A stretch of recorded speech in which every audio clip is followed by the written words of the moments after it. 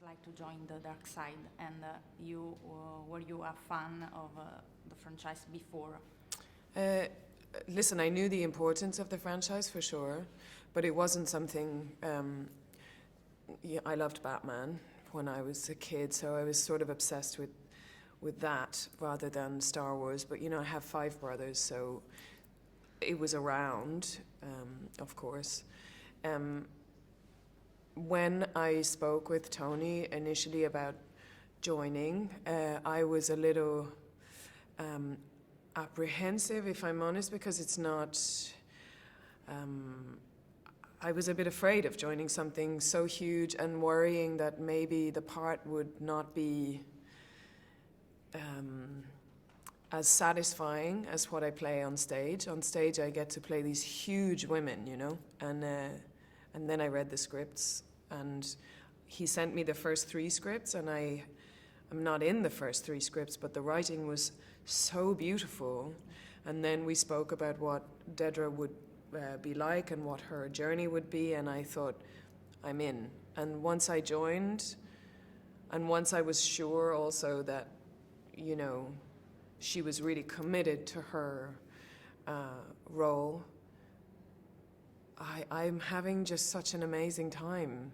It's amazing because it's so theatrical, wearing that uniform, doing that kind of acting. Like, I don't have to cry, I don't have to, and I love crying and doing all of that stuff. But to get to play something so clear, like she has such,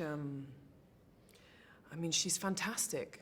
I'm having such a great time playing her. I read that you sang the Imperial March on set when you... The first day, yeah. And I didn't even really realize that I knew it, but I think because it's in the ether, everybody knows it. And so when we got to Ferrix, which is this incredible set that has been built by the design team, and I was in my coat with my gun and everything, and I had 2 death troopers.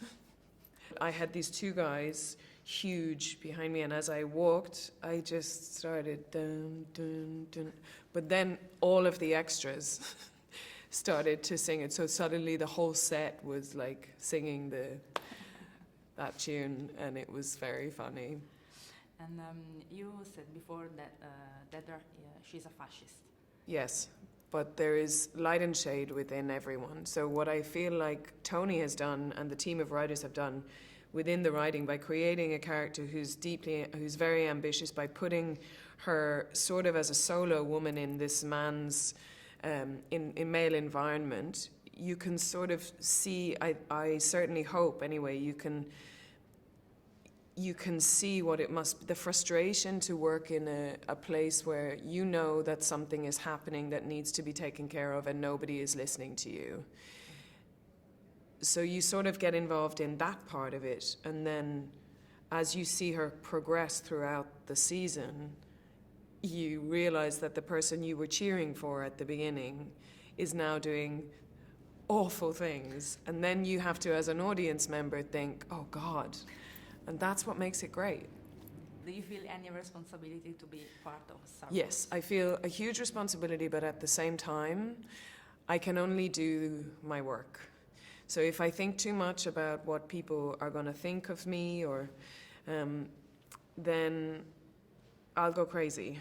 So I know that I take this job very seriously. I don't take myself too seriously because I think that's really boring.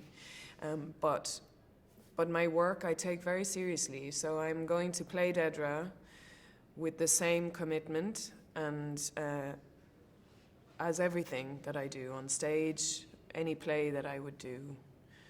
Yeah, I take it really seriously, but I think if I was to constantly think about how big it is, I might go crazy, so I don't want to go crazy. Life is too short, Would you like to have a spin-off entirely on Dedra? I don't think about that. But listen, if Tony Gilroy was doing a spin-off with me, I would happily do that. Okay. I will do any spin-off that Tony Gilroy is involved in. Thank you. Thank you so much.